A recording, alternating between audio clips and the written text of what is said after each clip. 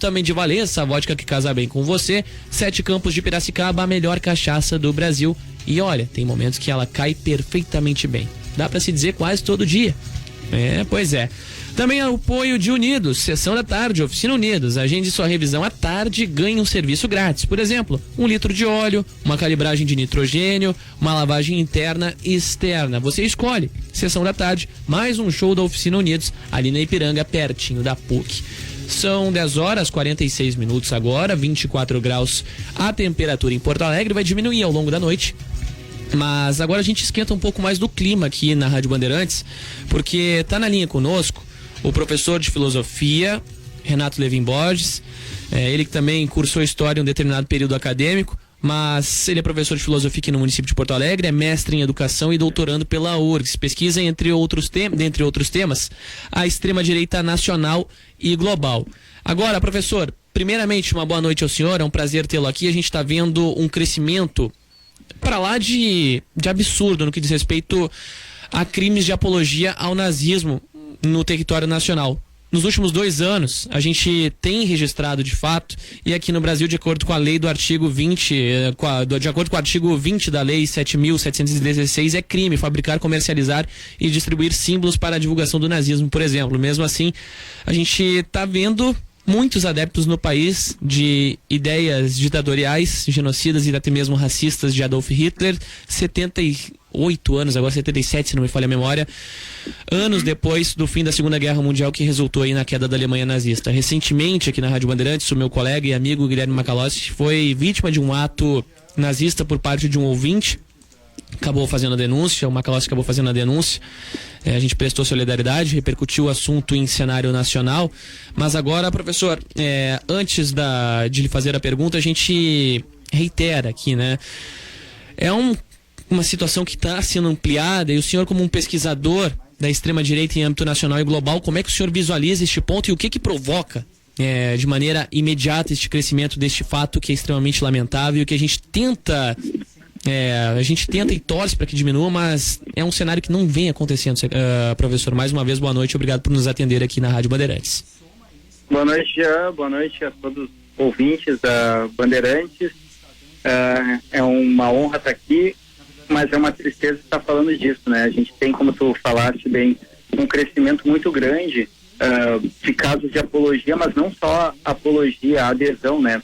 A gente tem a antropóloga Adriana Dias, que há mais de 20 anos mapeia no Brasil os núcleos neonazistas, extremistas, e a gente teve desde 2019 até agora um crescimento de 270%, o que não é pouca coisa.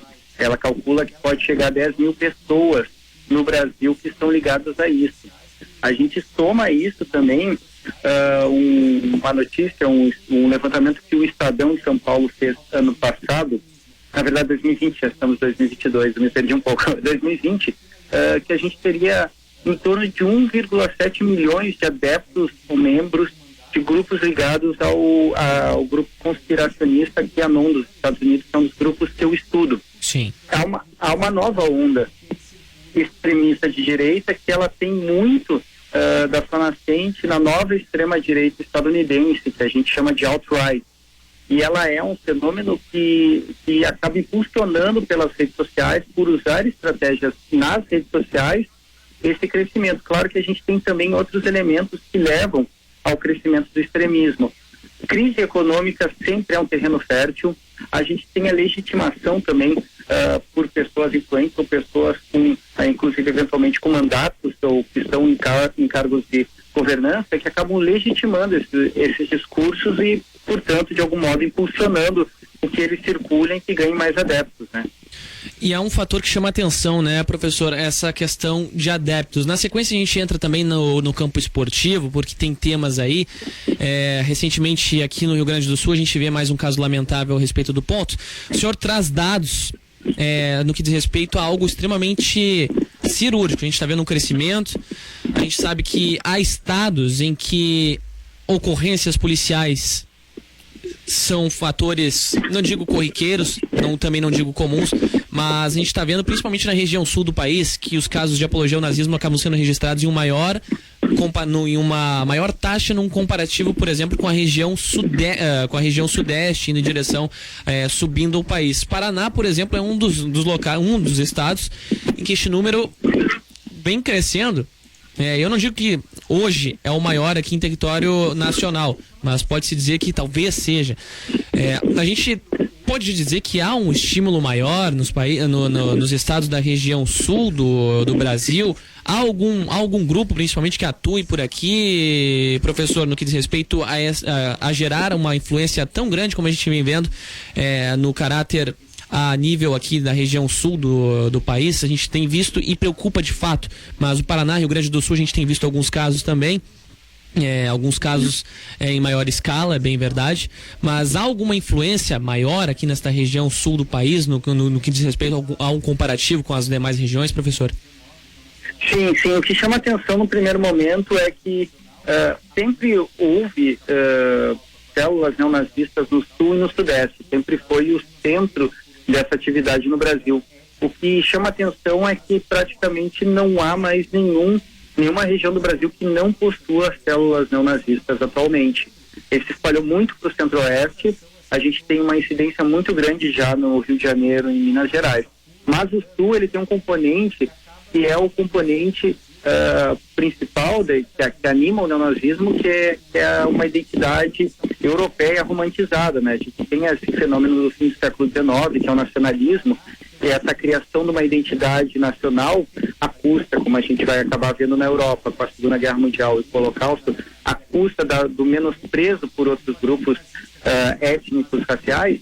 Mas é como a gente teve uma imigração muito forte, principalmente alemã, mas também italiana, isso acaba fomentando esse tipo de idealização, essa mitologia de pertencimento a uma raça pura, ariana, germânica, e acaba, então, no sul do Brasil, principalmente aqui em Rio Grande do Sul, Santa Catarina, que é, se eu não me engano, o estado que tem mais downloads de conteúdos neonazistas atualmente no Brasil, e Paraná tem uma incidência tão grande e há tanto tempo. A gente chegou, claro, à época da Segunda Guerra Mundial, ali na década de 40, a ter um partido nazista aqui no sul, mas o fenômeno atual ele é um pouco diferente, embora ele evoque essa mesma origem e se ligue também com essa grande taxa de imigração alemã e italiana para o sul. E é um outro fator, né, professor? A gente sabe que recentemente, eu não posso deixar de falar no podcaster, que eu prefiro não dar o nome, porque mencionar o nome artístico desse cidadão é como se eu poluísse a minha própria boca. A gente vê uma manifestação absurda em pleno 2021 acontecendo, e a gente vê muitas pessoas defendendo, inclusive, liberdade de expressão. Até quando, né? Até quando a gente vai debater sobre um tema, por exemplo, como este? Eu acho que neste caso, particularmente o senhor como um pesquisador, como professor e entendedor desta área, diferente de mim, que pesquiso, é bem verdade, estou sempre acompanhando os temas para me inteirar, eu não tenho, por exemplo, uma capacidade como o senhor de me aprofundar no tema, mas a gente vem vendo uma margem que até mesmo uma influência de um podcaster como este acaba gerando. E também, junto da influência, a gente vê mais manifestações ocorrendo, inclusive de gente dizendo o seguinte: o comunismo, por exemplo, pode, mas agora o nazismo quer dizer que não pode. Também é um comparativo que não tem lógica, né, professor? Eu, por exemplo, respeito quem pensa, tem essa opinião sobre o comunismo, mas olha, não existe um comparativo. É uma coisa completamente irracional. Inclusive, contextualizando, eu peço que o senhor também, por gentileza, diferencie aqui para os nossos ouvintes. Tem gente que não vai gostar, entendo, tá tudo bem. Tem gente que vai. E aí a gente pede aqui, eu peço pro professor, porque é uma questão tão simples, mas ainda assim, lembro aqui, é uma questão simples, mas que ainda assim tem aqueles que fazem um comparativo de uma coisa que não tem nada a ver com outra. Comunismo é um ponto, nazismo é algo que acabou com a vida de muita gente. Então, olha, professor, eu peço por gentileza, primeiramente, que o senhor explique ao nosso ouvinte as diferenças. A gente sabe que é algo simples, mas tem ouvinte que mesmo assim prefere fazer as suas taxações, né? Então, por gentileza, primeiramente eu peço essa explicação e logo depois, na sequência, a sua avaliação a respeito deste ponto. Certo. Bom, bem sinteticamente, a primeira questão que eu acho que tu pontuas muito bem é o escudo da liberdade de expressão, né? A liberdade de expressão, ela tem sido o reduto da extrema-direita globalmente, ela sempre recorre a isso. A gente vai ter esse fenômeno acontecendo não só aqui, mas nos Estados Unidos, e a gente tem um problema que é o que é colocado por um filósofo de origem austríaca, porém se naturalizou britânico, Karl Popper, que é o paradoxo da tolerância. Numa sociedade democrática, a gente não pode tolerar discursos que de antemão já propõem intolerância. Uma vez que eles chegarem ao poder ou tiverem algum poder, eles vão tirar a tolerância aos outros. Eles se valem dessa estratégia. Bom, o comunismo e o nazismo, eles não podem ser comparados, mas é também uma argumentação que ela também é um tanto antiga, de equiparar. Qual que é a grande questão? O comunismo, gostemos ou não, concordemos ou não contém nas suas premissas a eliminação de um grupo específico humano. Em verdade, suas premissas contêm a ideia, e aí é discutível e pode-se verificar na história o que deu errado, o que deu certo, mas pressupõe uma igualdade entre as pessoas, entre as comunidades, entre as raças, etc. Essa é a premissa. O nazismo, ele parte da premissa de que há uma superioridade na raça ariana e todas aquelas que não são arianas devem ser escravizadas e eliminadas. Se parte de lugares diferentes e se quer chegar a lugares diferentes.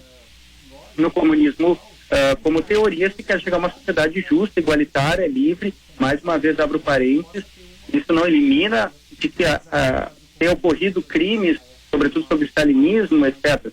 Mas parte de um lugar diferente, quer chegar num lugar diferente. O nazismo parte de um lugar onde há no horizonte a eliminação de judeus, negros, gays, lésbicas, todas as pessoas com deficiência, e se quer chegar num estado totalitário onde somente a raça ariana tem poder e o resto é ou escravizado ou eliminado. Isso nunca foi escondido em lugar nenhum. Então é um erro lógico, intelectual, comparar coisas que partem de lugares diferentes e vão chegar em lugares diferentes. Muito embora possa ter uma ou outra analogia, mas aí no caso do comunismo a violência ela é um mau uso, uma má interpretação, uma má gestão, aí é uma outra questão. Mas é uma comparação estapafúrdia e é conhecido na filosofia esse tipo de pensamento como teoria da ferradura, na qual equipara a extrema-direita à extrema-esquerda. Mas é um simplismo, na minha perspectiva, como filósofo e pesquisador, é um simplismo que comete também, e eu acho, e finalizo esse ponto, comete uma violência com os judeus e com todos aqueles que foram mortos pelo nazismo, porque acaba de algum modo simplificando o nazismo, acaba de algum modo tirando o horror que desde o começo foi anunciado como projeto de Estado totalitário de eliminação de determinadas etnias, sobretudo os judeus. Agora, professor, eu preciso fazer uma correção aqui a um termo. Eu disse que o apresentador em questão fez apologia, mas quando ele acabou emitindo uma opinião, né? Um ponto aí que a gente precisa esclarecer, o erro na expressão, mas claro, os ouvintes aqui auxiliam sempre, né? A gente acaba às vezes usando um termo errado, mas não deixa de ser um fato agravante, né? Não deixa de ser um fato agravante. E agora, no que diz respeito à pergunta que eu fiz ao senhor anteriormente, professor, há um ponto, né? Agradecendo aqui ao nosso ouvinte, o Carlos, né? O Carlos Dias. Um abraço pra ele aí, um abraço pra família. O Carlos, que é fuzileiro naval, tá mandando aqui a mensagem. Tá sempre na audiência do Milton, mas recapitulando a pergunta, o quanto, por exemplo, há de influência por parte de uma opinião emitida por um podcaster como esse do Flow, no que diz respeito ao desenvolvimento, ou melhor dizendo, a aparição de outras pessoas, por exemplo, que acabam defendendo, não digo apenas o nazismo, o neonazismo, melhor dizendo, como outras questões mais voltadas ao eixo político de amplitude considerada extremamente grave. A gente sabe que o nazismo dispensa todo qualquer comentário pelo lado crítico da situação, é algo horrível que ainda assim não teve seu final, o que a gente tanto esperou. Mas talvez tenha aquela história, né, professor, se a gente for parar para analisar, às vezes a gente corta uma cabeça, nascem duas no lugar, né? Mas ainda assim eu queria sua avaliação por parte destas questões, né? A gente vê uma opinião sendo emitida, mas ela acaba atraindo muita gente que interpreta de uma maneira errada. Eu, por exemplo, usei a expressão aqui agora, mas ainda assim tem gente que entende de uma certa forma e acha que tá tudo bem se manifestar, defender uma questão como o nazismo, quando na verdade não tem nada de bem, e isso é um crime, é algo extremamente grave. Sim, a gente tem dois desdobramentos importantes, inclusive logo após a fala desse apresentador, eu acabei gravando um vídeo bem didático sobre a questão, sobre a perspectiva de uma teoria chamada janela de Overton. A janela de Overton é uma teoria que vem do professor dos Estados Unidos, cujo sobrenome ele é professor em Michigan, e ele fez uma teoria em 2010, 2012, se eu não me engano. Ele dizia o seguinte: o debate público ele tem uma espécie de janela do que é aceitável falar e do que não é aceitável falar. Por exemplo, se alguém chegar, claro que agora a gente está vivendo essa onda de discursos que tensionam essa fronteira, mas se há 500 anos atrás alguém falasse que a escravidão era algo correto e tudo bem, a janela de Overton da nossa sociedade, do debate público, aceitaria essa opinião, por mais que houvesse gente, e houve gente que discordava. Bom, mas era algo passivo de debate. O nazismo, ele se torna, obviamente, pós-Segunda Guerra Mundial, pós-1945, um tema interditado, por óbvio. Mas quando um apresentador faz um comentário desse, com o alcance que ele tem, o que ele está fazendo? Ele está movendo a janela de Overton. E a janela de Overton não quer dizer que as pessoas vão concordar com isso, mas elas vão começar a ponderar a possibilidade disso. Ele coloca no debate público algo que não deveria estar no debate público, ou só deveria estar no debate público condenado, como algo que não deve ser legítimo propagado. Isso por um lado. Por outro lado, há uma sensação de legitimação quando alguém com grande influência fala que, bom, eu defendo o direito das pessoas que odeiam judeus, ele fala nesse termo, que se organizem num partido político. O que ele está fazendo? Ele está legitimando essa ideia e está colocando essa questão que não deveria, nossa Constituição veda isso, inclusive, essa possibilidade, colocando no debate público, tipo, bom, a gente é contra o nazismo, mas será que as pessoas não teriam a liberdade de expressão de se juntar? Quando a gente começa a ponderar nesse âmbito, a janela, ela se moveu do inaceitável para, bom, talvez seja aceitável. Isso é um perigo. E esse é um perigo muito grande que às vezes a gente acaba menosprezando por achar que um discurso, ele só são palavras. Quando em verdade ele está atingindo milhões de pessoas e está eventualmente legitimando que essas pessoas tomem essa posição. Então vai dizer, bom, o cara que fala para 3 milhões de pessoas, ele diz que pode ter um partido nazista, eu também acho que pode ter. E isso começa a ganhar uma amplidão no debate público que é muito, muito perigoso, como a própria história nos mostra. Agora, professor, tem uma pergunta aqui de um ouvinte que era exatamente do assunto que eu ia tocar. Na verdade, é uma ouvinte. Eu não sei se o sobrenome dela é Vitória Del Valle ou Dal alguma coisa Avalle, aqui tá meio estranha a escrita que ela coloca no nosso WhatsApp. Ela pergunta se é uma mera percepção por parte dela ou é por parte também do senhor que é pesquisador sobre o tema, que há casos como este envolvendo o torcedor do Brasil de Pelotas crescendo em uma escala ainda maior nos esportes, não apenas no futebol. Ela cita aqui o caso os casos dos anos 90, ainda de jogadores que se manifestavam contra o nazismo, e hoje ainda assim há quem se manifeste dentro das 4 linhas, seja no futebol, seja dentro das quadras também, mas ainda assim ela pergunta aqui se há um crescimento, é perceptível um crescimento ou é apenas uma impressão dela no que diz respeito a manifestações, não apenas nos estádios, mas até mesmo a gente vê já teve casos de atletas aí fazendo manifestações que lembravam uma apologia ao próprio neonazismo, né, ao nazismo como um todo. Sim. Com certeza é um aumento e aqui, já que o exemplo está dado, eu preciso parabenizar os torcedores que tiraram esse neonazista do meio da torcida, porque em tanto dessa propagação também se vale da permissividade dos espaços, da permissividade das instituições. Então a gente tem que ter respostas também não só das instituições, como por exemplo a gente vai ter aqui em Porto Alegre um trabalho muito bem feito pelo vereador do PT, Leonel Hadi, que tem criminalizado, levado às instituições os casos de nazismo e fascismo, apologia, mas também esses torcedores como pessoas públicas, como civis, que vão acabar não permitindo a presença desse sujeito. Há um crescimento nos esportes porque a gente tem que perceber que há um crescimento da extrema-direita global. Ela acaba se tornando governo em vários países importantes do mundo, inclusive o Brasil tem várias características da extrema-direita do seu governo. Isso acaba criando uma certa permissividade e também uma propagação maior. As pessoas se sentem mais legitimadas em externar esse tipo de posição. Então, assim, eu concordo com quem faz a pergunta, que há uma observação de que há um aumento muito visível, que também é um pouco desdobramento desse levantamento que a Adriana Dias, antropóloga, acaba fazendo. Bom, houve um aumento de 2019 até agora de 270% desses grupos, né, dessa adesão. Ou seja, em todos os campos da sociedade, isso vai acabar simplificando também. Agora, professor, eu estava pesquisando, dando uma rápida pesquisada aqui no que diz respeito aos anos 90, né? A gente vê muita manifestação por parte de jogadores. Agora a gente vê, a gente falava sobre essa influência, né? No que diz respeito ao ponto. A gente vê um crescimento de casos, mas também vê, de certa forma, um medo de se expor, né? De maneira contrária, por vezes, até como uma medida preventiva diante da manifestação do torcedor. O senhor acredita que possa haver um medo por parte de atletas que estão ali representando a imagem de um clube e também representando até mesmo, quem sabe, futuras idolatrias ou uma atual idolatria para o torcedor, de não se manifestar sobre um tema polêmico para não gerar uma rejeição?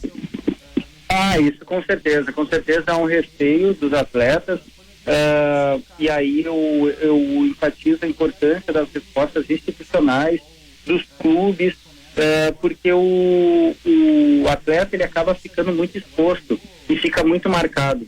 A gente teve casos como, por exemplo, no ano passado, o Celcinho do Londrina sofreu injúria racial, caso de racismo, dentro do estádio do Brusque, de Santa Catarina, quando ainda não havia público, ou seja, por funcionários do Brusque, e ele ficou muito marcado, ele sofreu muita represália, a própria instituição, no primeiro momento do Brusque, culpabilizou ele. Quer dizer, quando a gente vai pensar o caso do protesto contra o hino estadunidense no futebol americano, que começa com Colin Kaepernick, ele é o primeiro que se ajoelha, que agora ainda bem, virou uma prática que extrapolou o futebol americano. A gente vê seleções de times ao redor do mundo fazerem isso. Ontem até o próprio Eminem no Super Bowl, que recebeu a recomendação de não se ajoelhar, acabou se ajoelhando, né, em manifestação de apoio. Exatamente, que foi uma campanha da época, o presidente Trump contra, né, ele culpabilizou muito, mas o próprio Colin Kaepernick, depois dessa temporada que ele iniciou esse protesto, ele ficou sem clube. Quer dizer, o atleta, ele fica muito exposto.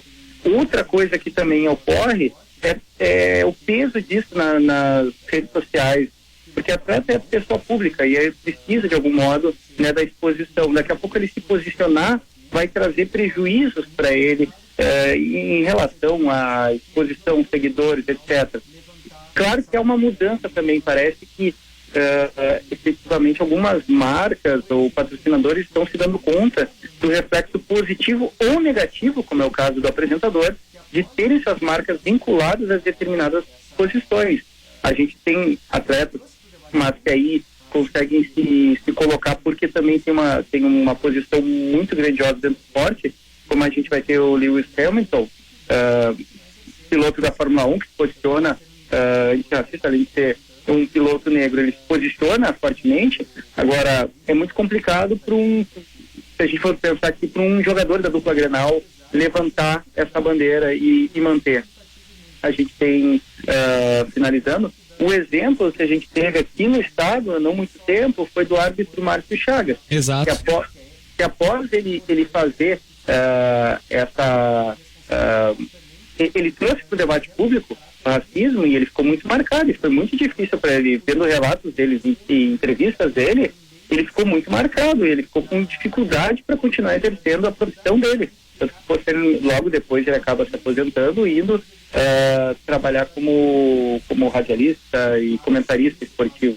Então a gente tem essas represálias, essa dificuldade, por isso que eu enfatizo muito a questão de tomar posicionamento das instituições e não só também no âmbito da punição, que é importante, as instituições têm que responsabilizar, mas também de projetos de caráter educativo, de trabalhar também, porque a extrema-direita, ela também se vale da dificuldade de a gente criar caminhos pedagógicos educativos na sociedade como um todo, não só na escola, mas isso passa também pela posição das instituições por projetos educacionais, e educacional entendido num amplo espectro, não só ir para a sala de aula, mas tu ires para um estádio de futebol e ter orientações, e ter vídeos informativos, e ter entrevistas, e isso tudo faz diferença. Eu acho que a gente está falhando nisso, em pensar um projeto um pouco mais amplo do que apenas reconhecer que está acontecendo e tentar responsabilizar. Porque como tu mencionaste antes, a gente pode responsabilizar mas se os mecanismos que estão formando ou estão capturando essas pessoas para a extrema-direita continuarem circulando e continuarem se valendo das estratégias que se valem, como no jargão do futebol, jogando sem marcação, a gente vai continuar tendo que lidar com o crescimento deles. Pois é, professor, e ainda tem um outro ponto, né? Eu falava sobre os anos 90 e agora eu não posso também deixar de citar o que diz respeito ao fascismo, né? A gente viu que nos anos 90 tem aquela famosa cena do Eric Cantona, atleta francês, ex-Manchester United, seleção também, seleção francesa, chutando um torcedor que fazia apologia ao idealismo fascismo em determinado momento do jogo, fazia alguma cena, se não me falha a memória agora. E em outro ponto, a contrapartida de um jogador italiano que foi muito marcado também pelo apoio ao fascismo na contrapartida ao Cantona e também pelo amor às camisetas que defendia. Ele se manifestava de formas pró-fascismo e acaba sendo odiado tanto na Itália quanto em inúmeros países, mas ainda assim, embora o ódio prevaleça diante do Paolo Di Canio, por exemplo, italiano, há um debate sobre as ações, né, deste ex-jogador, que também foi comentarista esportivo em emissoras do país italiano, mas ainda assim é um debate que traz aí a polêmica, né? Eles dão margem, acaba acontecendo e ainda assim a gente tem que repercutir, né? É um ponto que o Cantona se manifestando da forma com uma ação, né, que na época foi muito discutida, foi criticada até mesmo por quem se manifestava de forma contrária ao fascismo, mas hoje ela é tida como uma grande referência. Agora o Paolo Di Canio, por exemplo, o italiano, e as suas atitudes de exaltação ao fascismo que fazia nos tempos de jogador geram aí um exemplo, né, negativo por parte de toda esta história, né? Uma das tatuagens, por exemplo, do Di Canio era aquela Dux, não sei se essa é a pronúncia correta, mas que fazia alusão, por exemplo, à era Mussolini, ao próprio Mussolini, melhor dizendo. Sim, é verdade. Em 1995 foi essa voadora do Eric Cantona, um torcedor do Crystal Palace, que fez a saudação nazista, né? Fez a saudação clássica, e ele tomou um gancho, se não me engano, de mais de 6 meses, né? Por ter agredido o torcedor. E o Paolo Di Canio ficou famoso, inclusive, ele foi ídolo de parte da torcida, que é muito marcada por seus núcleos neonazistas, que é a Lazio de Roma. Exato. E essa polarização, que ela é uma polarização que remete lá à sua pergunta anterior sobre comunismo e nazismo, que é uma estratégia da extrema-direita, principalmente essa alt-right estadunidense, trumpista. O próprio Trump fazia essa comparação de chamar a reação, os antifascistas, os grupos antifascistas, como equivalentes daqueles que eles combatem, que no caso são os fascistas e os nazistas, o que é uma falsa simetria. Quer dizer, se alguém que sofre racismo reage a esse racismo, ela é igual à pessoa que está fazendo o ato racista? Evidentemente que não. Ela está reagindo a uma agressão. Então, esse exemplo do Cantona e do Di Canio também dá a dimensão de como a gente ainda demorou para entender que essas coisas não são equivalentes. E como o Di Canio, ele acabou, pela posição que ele ocupava, pela projeção, ele se tornou treinador, ele jogou também no West Ham da Inglaterra, ele ficou com uma projeção muito grande, ele acabava encorajando e servindo como ídolo, né, de muitos fascistas e neonazistas. Então é um problema, né, como é que tu vai esconder um atleta que tem uma projeção num grande clube fazendo esse tipo de coisa? E muitas vezes com punições muito brandas, o que é uma tradição, uma triste tradição também da Federação Italiana de Futebol.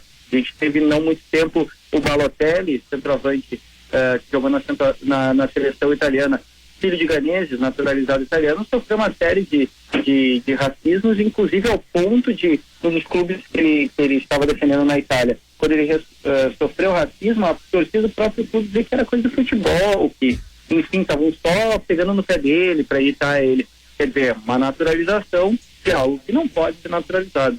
Exatamente. Então a gente tem é um problema bastante complexo, como isso de algum modo fica legitimado por falta de ação, digamos assim. Professor Renato Levin Borges, historiador e professor de filosofia, pesquisador também, dentre outros temas da extrema-direita em caráter nacional e também em caráter global. Desde já, muito obrigado por atender aqui a equipe da Band. Agradeço também por esta aula de uma maneira mais sucinta e também, claro, estas explicações, desde as mais básicas às mais complexas. Eu lhe deixo com as considerações finais e desde já, mais uma vez, muito obrigado por atender aqui a equipe da Band, professor. Agradeço muito o convite, agradeço também aos ouvintes da Bandeirantes. Acho que é o momento, sim, da gente prestar atenção e aprender como lidar com isso e que tipo de resposta a gente pode dar. Todos nós, digo, todas as pessoas são agentes, né? E todos nós podemos sempre fazer algo. Bom, tem aquela famosa história já